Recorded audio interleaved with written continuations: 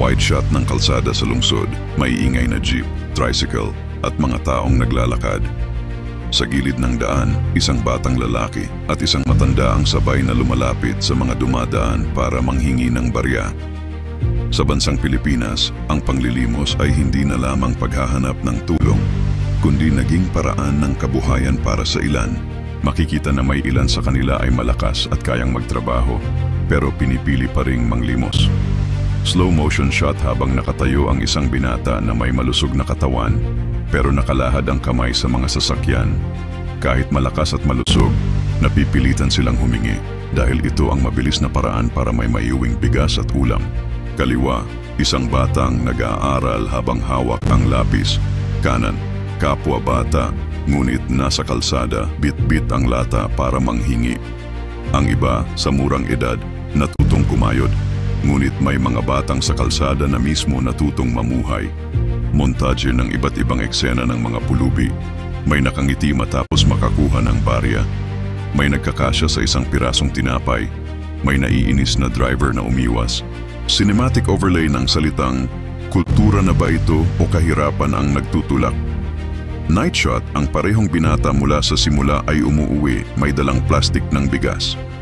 Kasama ang pamilya niyang naghihintay sa maliit na barong-barong. Sa bawat limos na barya, may pamilyang umaasang makatawid sa gutom. Ngunit hanggang kailan? Wide shot ng kalsada, maraming tao at sasakyan. May batang lumalapit sa kotse, kumakatok sa bintana. Sa Pilipinas, naging parte na ng araw-araw ang makakita ng mga pulubi sa lansangan. Close-up ng isang binata na malusog ang katawan pero nakalahad ang kamay. Cut to isang matandang babae, nakaupo sa gilid hawak ang lata. Sunod, bata namang umiiyak habang may hawak na baso. Kahit malakas at kayang magtrabaho, marami pa rin ang pinipiling manghingi. Dahil sa bawat barya, may bigas at ulam na maiuuwi. Kaliwa, batang nag-aaral sa silid-aralan. Kanan, batang nasa kalsada, nangingilimos. Ang iba nasa paaralan, pero may mga bata sa kalsada na tutong mamuhay. Montage ng iba't ibang mukha ng mga pulubi. May nakangiti, may galit na driver, may batang natutulog sa karton. Kultura na ba ito? O kahirapan ang nagtutulak sa kanila? Binata mula sa simula, umuuwi sa barong-barong, may dalang maliit na supot ng bigas. Niyakap siya ng kanyang anak. Sa bawat limos na barya, may pamilyang umaasang makatawid sa gutom. Pero hanggang kailan? Kalsada ng lungsod, umaga. Maingay, maraming sasakyan at taong nagmamadali. Wide shot ng kalsada. Isang batang lalaki kumakatok sa bintana ng jeep, nag-aabot ng maliit na lata. Sa Pilipinas, hindi na bago ang makita ang mga pulubi sa kalsada. Para sa ilan, ito'y nakasanayan na. Para sa iba, ito'y hanap buhay na. Pakikipagsapalaran. Gilid ng bangketa. Isang binatang malusog ang pangangatawan, nakaupo, nakalahad ang kamay. Katabi niya, isang matandang babae, may hawak na lata at nagdarasal ng mahina. Dumadaan ang mga tao, karamihan walang pakialam. Kahit malakas at kayang magtrabaho, mas pinipili nilang manghingi. Dahil sa bawat baryang malilikom, may bigas at ulam na maihahain sa mesa. Paghahambing, kaliwa, batang nasa silid-aralan, masayang nagsusulat ng leksyon. Kanan, batang kapwa edad niya, nasa kalsada, kumakanta habang may hawak na baso para makahingi. May mga batang nag-aaral, pero may mga batang sa kalsada na natutong mabuhay. Realidad, isang batang natutulog sa karton. Isang ina nakangiti matapos makatanggap ng barya. Isang driver na umiwas, umiiling sa istorbo. Mahahabang pila ng pulubi sa gilid ng simbahan. Sa bawat ngiti, may gutom na tinatabunan. Sa bawat pag-iwas, may pusong nananabik sa tulong. Kultura na ba ito o sadyang kahirapan ang nagtutulak? Gabi, sa loob ng maliit na barong-barong, binatang pulubi mula sa simula, umuuwi may dalang maliit na supot ng bigas. Hinintay siya ng kanyang mga anak, agad siyang niyakap. Mahina ang ilaw ng lampara, kumakain sila ng kanin at tuyo. Sa bawat limos na barya, may pamilyang umaasang makatawid sa gutom. Ngunit hanggang kailan mananatili ang ganitong siklo? Kalsada ng lungsod, umaga.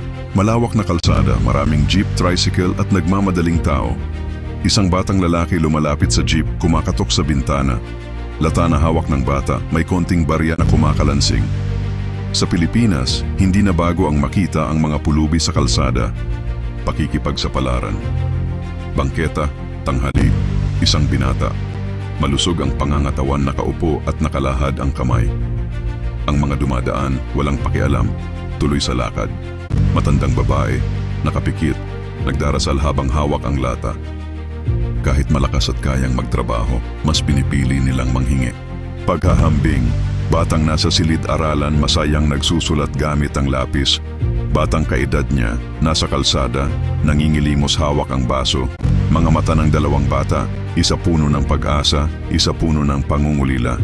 May mga batang nag-aaral, pero may mga batang sa kalsada natutong mabuhay. Realidad, bata natutulog sa karton sa ilalim ng tulay. Sina nakangiti matapos makatanggap ng barya. MS, driver na umiwas, umiiling na parang iniini mahahabang. Pila ng pulubi sa labas ng simbahan. Sa bawat ngiti, may gutom na tinatabunan. Kultura na ba ito o kahirapan ang nagtutulak? Barong-barong gabi, binatang pulubi mula sa simula, papasok sa maliit na barong-barong. Supot ng bigas sa kanyang kamay. Pamilya niyang naghihintay, agad siyang niyakap ng kanyang mga anak. Kumakain sila ng kanin at tuyo sa maliit na mesa. Sa bawat limos na barya, may pamilyang umaasang makatawid sa gutom. Ngunit hanggang kailan mananatili ang ganitong siklo? Kalsada sa umaga, maraming jeep, tricycle at mga taong naglalakad. Sa gilid, batang lalaki kumakatok sa jeep. Lata ng bata, kumakalansing ang barya. Sa Pilipinas, hindi na bago ang makita ang mga pulubi sa kalsada. Pakikipagsapalaran, binatang malusog, nakaupo sa bangketa, nakalahad ang kamay. Mga dumadaan, umiwas lang at nagpatuloy sa lakad. Matandang babae, nakapikit, mahigpit ang hawak sa lata, mahina ang dasal. Kahit malakas at kayang magtrabaho, mas pinipili nilang manghingi. Paghahambing, batang nag-aaral sa classroom, masayang nagsusulat. Batang kaedad niya, nasa kalsada, nangingilimos hawak ang baso. Mga mata ng dalawang bata, isa puno ng pag-asa, isa puno ng lungkot. May mga batang nag-aaral, pero may mga batang sa kalsada natutong mabuhay. Realidad, bata natutulog sa karton, ilalim ng tulay. Ina nakangiti matapos makatanggap ng barya. Driver na umiwas, umiiling. Haba ng pila ng mga pulubi sa simbahan, sabay-sabay nakalahad ang kamay. Sa bawat ngiti, may gutom na tinatabunan. Kultura na ba ito o kahirapan ang nagtutulak? Binatang pulubi mula simula, pauwi sa maliit na barong-barong, bit-bit ang supot ng bigas. Pamilya niyang naghihintay, agad siyang niyakap ng kanyang anak. Kumakain sila ng kanin at tuyo, maliit na lampara lang ang ilaw. Sa bawat limos na barya, may pamilyang umaasang makatawid sa gutom. Ngunit hanggang kailan mananatili ang ganitong siklo? Araw-araw silang nasa kalsada, nangingilimos para may maipangsahog sa hapag. Ngunit hanggang kailan mananatili ang ganitong siklo? Limos ba ang lunas o pagbabago ng sistema? Kwentong kalsada, totoong buhay, Pinoy reality, munting kwento.